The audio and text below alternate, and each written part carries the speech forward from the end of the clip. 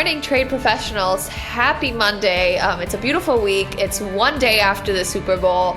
Hoping that the Chiefs win. Anyways, hope your team won too, but obviously there can only be one winner. Hi, Andy. Hi, Lalo. How are you guys doing today? Good morning from Tennessee.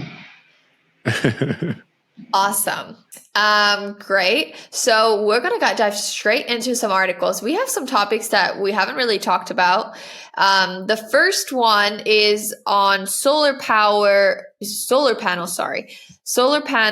and forced labor, basically. So basically this article is kind of talking about that balancing the growth of the solar industry with responsible and sustainable practices throughout the supply chain represents a complex challenge that requires international cooperation and scrutiny, which is basically what the US, I feel like, is trying to do. And so in this particular article, it's also going into India, correct? That's what it's saying.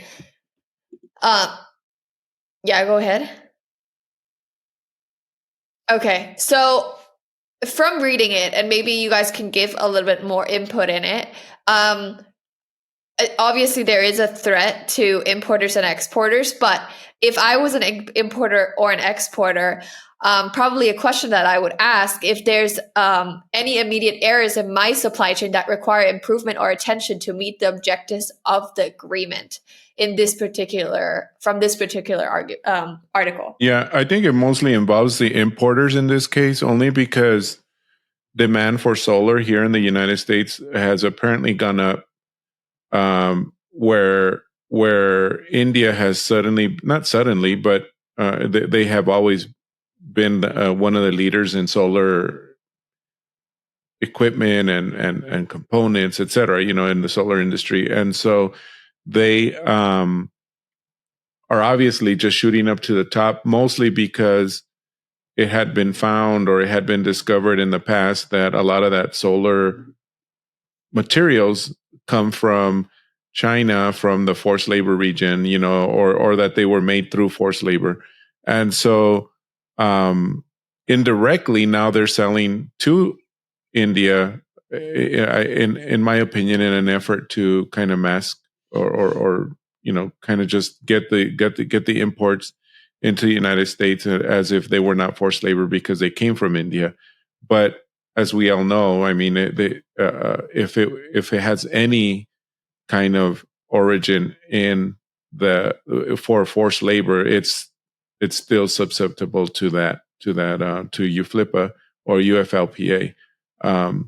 So yeah, I mean, it's mostly for importers. I mean, exporting, I mean, I can't see much there, because we're the ones that are importing those materials from the U.S. So, I mean, to the U.S., I'm sorry. Well, and here's the thing is that this is a very, there's a huge push for alternative energy. Well, and what we're talking about here is, solar panels in particular. And in the, you've got to have solar panels to generate, solar energy. Well, obviously, duh.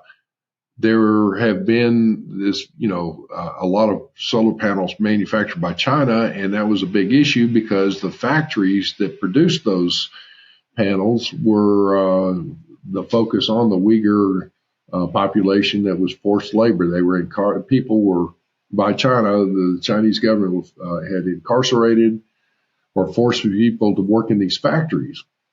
And so, India now, they have opened up their solar manufacturing, if you will, solar panel manufacturing, which is excellent. So the U.S. is really, promoting that, and that's been a good thing. Well, you dig a little deeper into that, and there are components of the solar panels that apparently are from China.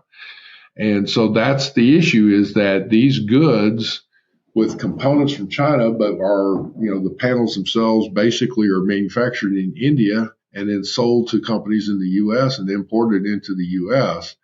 The question is, how is Customs and Border Protection, CBP, enforcing this? This is a tough thing, is that where the U.S. is trying to really promote alternative sources, but also how do you balance that out with the Forced Labor Prevention Act, or anti-slavery, if you will? And some of these components come into play. And so it's not really sure. CBP has stopped or forced or seized, some of these products in. So that's the dilemma where they're trying to look at it. This particular article was published in the Economic Times, and Sheridan Prasso is the author of it. She is a phenomenal writer and has written on many great articles on this kind of thing. And she's done her research. This is a good article. So I will tell you, this comes out in our newsletter, and you really need to look at this and read that. But I'm not sure, how to advise on this. I mean, quite frankly. Well, I can tell you, Andy, I definitely asked the wrong question. I was already ahead because I was like, wait, this doesn't make sense. And I was just reading the next article. I'm like, oh my God, it's about the next article. I obviously have the questions prepared before, guys. And I asked the wrong question to the wrong article. So my apologies, but I think you guys gave great insights. I think mostly we have talked about forced labor and how significant that can be for a company if they, become involved with it. But I think, so a question that I had, which you kind of answered, which was what potential implications and risk of importing products associated with human rights abuses would they face, both ethically and legally? Well, and here's what I would say. The action out of all this, me, I'm going to say, okay, what's the nugget of knowledge that I need to become proficient on, or what's the action I should be taking here in this deal? And then the action is, folks, if you are importing solar panels, you've got to ask the question, not only the panel itself, is where is it manufactured and all, but where are the components? This is where we talk about tier 1, tier 2, tier 3 type suppliers. Well, tier 1 is your main supplier factory that you're buying the goods from. Tier 2 would be their immediate vendors. And tier 3, maybe where are the raw goods coming from those second tier folks to make the component that come into the tier 1 component. I mean, you have to dig into that. And here's the reason why. It's like, oh, man, how can I do that? Whatever. Wait a minute. What's the overall objective of all these regulations and things that we're trying to do? One is trying to look at and creating an environment where there is not a slavery situation, where we don't want to promote situation where people are trapped in an atmosphere they don't want to be. And two, you don't want to promote economic growth in a particular country or area that is anti-American, and quite frankly, in this case, or anti-Western, or, it could be, they're against the U.S., against North America, they're against Europe and all those countries. But yet, when we're buying those goods, you're just feeding that to them. So that's what we need to look at. In this particular case, you just need to ask, where are you getting your components from? And you make the decision. Do you want to buy them or not? Exactly. All right. Good point. Moving on to the second one, we are talking about strengthening the Indo-Pacific supply chain with a new agreement, which is the IPEF, the Indo-Pacific Economic Framework for Prosperity Supply Chain Agreement. This agreement is supposed to bring together countries that are heavily trading in the Pacific Ocean routes and focusing on improving data sharing, encouraging warehousing near ports, mitigating logistical bottlenecks, and promoting collaboration among member countries. Now, going to my question, because now the question actually makes a little more sense than it did before. Here we go. I'm going to just ask this. So as an importer or exporter, are there any immediate areas in my supply chain that require improvement or attention to meet the objectives of the agreement? So if this agreement comes in and I am trading in that environment, do I have to actually, do I have more ability to make that happen, or what do I have to do? So what's the requirement at that point? Okay, we need to stop just for a second. I'm not clear on your question because this particular thing is talking about a resiliency of the supply chain. So, Well, I mean, that's honestly the question that, okay, so you know how there's going to be a new agreement. From that agreement, with this agreement, does a company like an importer or exporter, do they have to make any adjustments? Do they have more ability to make what it says is that they're focusing on improving certain trade efforts. Like how can they make that happen? okay. Well, as this is coming up, I don't, Lalo, let me take a stab at this, but you may have done some research and it worked out. Maybe you're smarter than I am on this. We talked about this issue quite some time ago. If you remember about the focus on this Indo-Pacific trade deal is for supply chain resiliency. And we are looking at having a show in the future with somebody that this literally falls under their umbrella. And so I'm looking forward to that conversation. We're trying to work through on scheduling that and whatnot. But the point being, because I want to get into this a little bit, supply chain resiliency. Remember, there was an agreement of multiple countries that will have government officials that will be part of a committee. And in this resiliency, in that first article, this is a few months ago, where it said, all right, port congestion and certain things. This committee would, be, I guess, made aware of the situation. I got to tell you, as a committee, they're going to look at it and go, yep, well, the port's congested. What can they do about it? I'm not really sure where this is going to go. This looks like a great effort, and I don't want to undermine it from a standpoint of saying that it's worthless, but they are moving extremely fast to establish this multi-government multi-country representatives into this group, and there's like 3 different groups in this article that they talk about setting up. And in that, where that will happen is there'll be officials that will be, I guess, placed or nominated into these committee from the governments of these countries. Second, they will elect a chair. Third, they will establish how they're going to operate and all of that. So saying that, I mean, they'll be up and running by the end of August, the way they're trying to develop guidelines for what they're going to be doing. Okay, good. Out of all of that, I'm not sure, again, it sounds good that they're going to be talking, but I'm not really sure what they're going to be able to do yet. I may be wrong. I'm looking forward. I've got an open mind. But this is basically just saying there is a trade deal, and they call it a trade deal.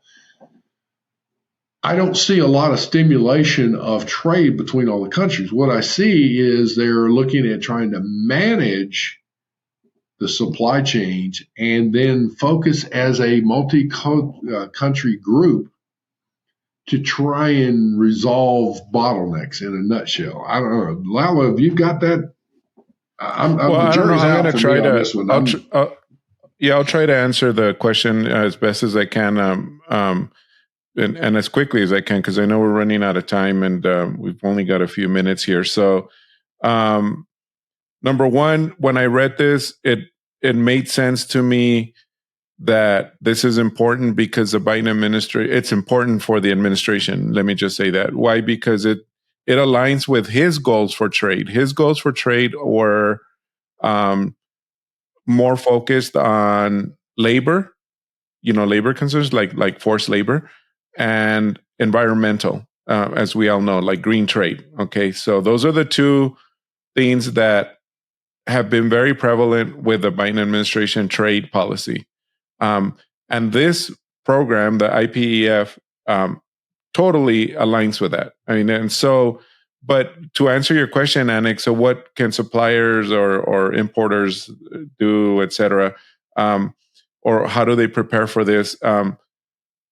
They obviously need to do their due diligence, to make sure that they vet or evaluate their suppliers correctly, like improve their supply chain visibility. As Andy said, we're looking to line up a really, I mean, it's been a little tough here, but I think we're going to get it done.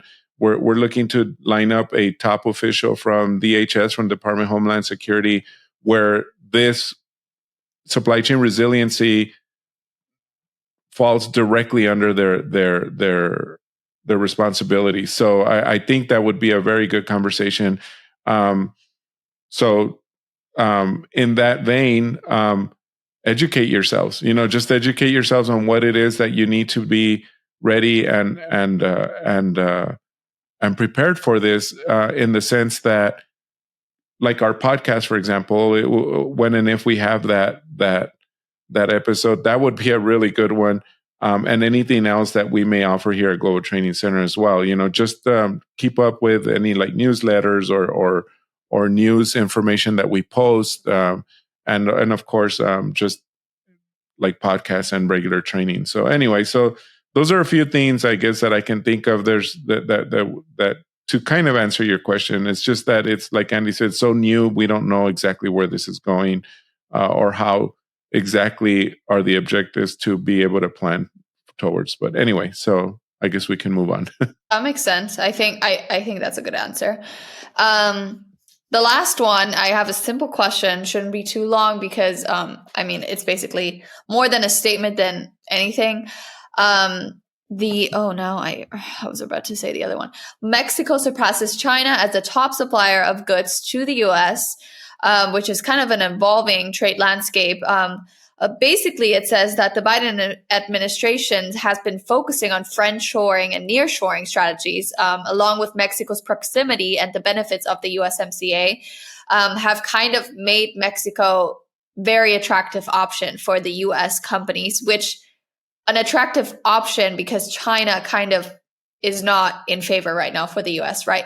So what do you think that this will become in the future? Do you think this will continue to happen and China will just slowly fall off more? Or do you think China will just have to kind of try to come back in, or the US wants, what's going to happen quickly?